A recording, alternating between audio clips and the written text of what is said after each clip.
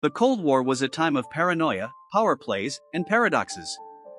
While the US and the USSR battled for global dominance, many of their actions defied logic, building doomsday machines no one could use, supporting dictators they'd later overthrow, and preaching peace while preparing for nuclear war. Here are 10 mind-bending Cold War moments that simply made no sense. Number 1. The arms race you could never win. By the 1980s, the US and USSR had stockpiled more than 64,000 nuclear weapons, enough to destroy the planet several times over. The logic behind this insanity was mutually assured destruction. Mad if one superpower launched nukes, the other would respond with overwhelming force, leading to total annihilation. Rather than deterring war, MAD triggered an endless spiral of escalation.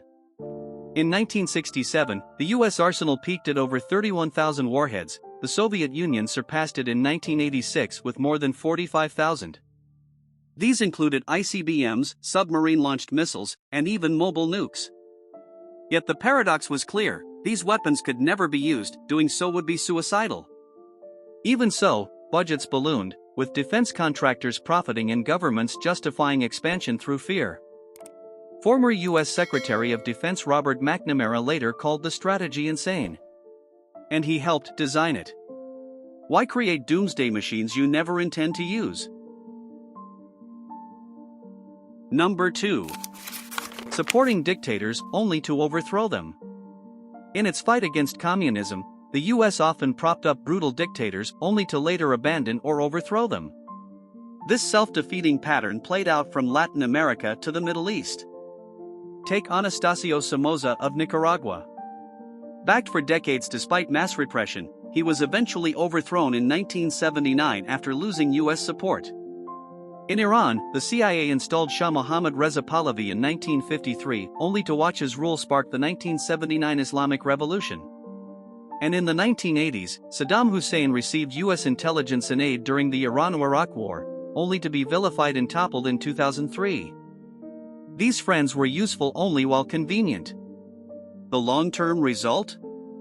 Instability, civil war, and anti-American blowback. Even Henry Kissinger once admitted, "It may be dangerous to be America's enemy, but to be America's friend is fatal." Why back monsters you know you'll someday have to destroy? Number 3. Evil empire or strategic partner? In 1983, President Ronald Reagan called the Soviet Union the evil empire, a term that electrified Cold War rhetoric. But just 5 years later, Reagan called Soviet leader Mikhail Gorbachev a man of vision and co-signed the INF Treaty, eliminating 2,700 nuclear missiles. What changed? Not the USSR's political system, but the political calculation. Behind closed doors, both sides knew the arms race was economically unsustainable. Reagan needed a win. Gorbachev needed reforms. And so, the two adversaries embraced diplomacy, even as propaganda continued. Earlier presidents did the same. Nixon, while vilifying communism, visited Moscow in 1972 and signed key arms agreements with Brezhnev. The message to the public was fear, but the backroom strategy was often cooperation. As Reagan liked to say, trust, but verify. So was the Cold War a moral crusade or just a very expensive game of chess? Number 4. Trillions spent preparing for a war that must never happen.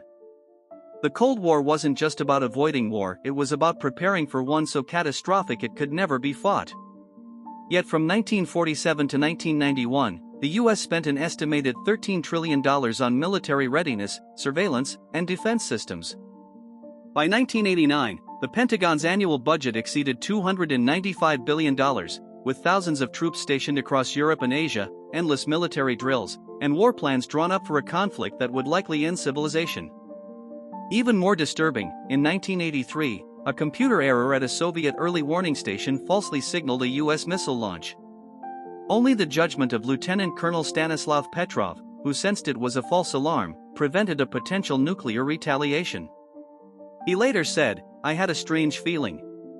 I didn't want to be the cause of World War III." Number 5. The CIA's secret art weapon. In the 1950s and 60s, the CIA covertly funded abstract expressionist painters like Jackson Pollock and Mark Rothko. Through fronts like the Congress for Cultural Freedom, they promoted American modern art as a symbol of creative freedom, contrasted with Soviet realism. Exhibitions appeared across Europe, often unaware of their secret sponsor. The CIA believed that chaotic, emotional paintings made the US look freer and more human. The irony? Many of the artists were fiercely anti-government. But their art became propaganda tools in a quiet cultural war. Could a splash of paint really undermine communism? The CIA thought so. Number 6. Duck and cover, nuclear false hope. In 1950s America, schoolchildren were taught to duck and cover under their desks in case of nuclear attack. Animated films like Bert the Turtle made it sound logical: hide fast, stay low, and survive the bomb. But scientists knew a real nuclear blast would vaporize cities. Desks offered no protection. The drills were about calming fear, not saving lives. Meanwhile, politicians built fortified bunkers like Mount Weather for themselves. One survivor of the era said bitterly, "We weren't being protected, we were being pacified." The strategy worked not for safety, but for control. Did the government give false hope to preserve public order? Number 7. The Berlin Wall, a border to trap people in. On August 13, 1961, East Germany began building the Berlin Wall not to keep enemies out, but to stop its citizens from escaping. Since 1949, over 3.5 million East Germans had fled. Concrete, barbed wire, and armed guards divided Berlin overnight. Over 140 people died trying to cross.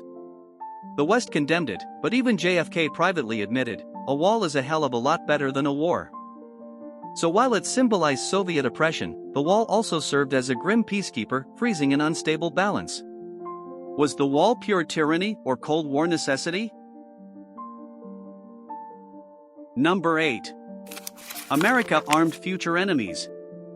In the 1980s, the US funneled over $3 billion into Afghanistan, supporting Mujahideen fighters against Soviet forces.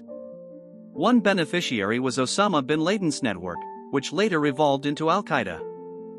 Through Operation Cyclone, the CIA provided weapons, training, and intelligence routed through Pakistan's ISI. After the Soviets withdrew, the US disengaged, leaving a power vacuum filled by the Taliban. By 2001, America faced the terrifying consequences of its own Cold War policies. Weapons meant to bleed Moscow were used against Washington. Did the US trade short-term victory for long-term catastrophe? Number 9. Apocalypse briefcase, the nuclear football. Every US president is followed by the nuclear football, a suitcase with launch codes. In a nuclear emergency, he has mere minutes to decide whether to launch retaliatory strikes. During the Cold War, this window was sometimes just 10 minutes. Once launched, there was no going back. Some leaders, like Nixon, deliberately acted unstable to appear more threatening. "I want the Soviets to think I might be crazy enough to push the button," he once said. One man, one briefcase, one choice, and the future of civilization hung in the balance. Is that security or institutional madness? Number 10. Moon landings amid urban hunger. While the US and USSR raced to conquer space, poverty soared at home. Apollo 11 cost over $25 billion, more than $150 billion today, while millions in both countries lacked basic needs. In 1969, during the moon landing, Harlem protesters held signs saying, "We want food, not space." In the USSR, citizens stood in breadlines while Soviet rockets lifted off with fanfare. Leaders saw space as a Cold War battlefield, prestige over practicality. Exploration became a symbol of power, not progress.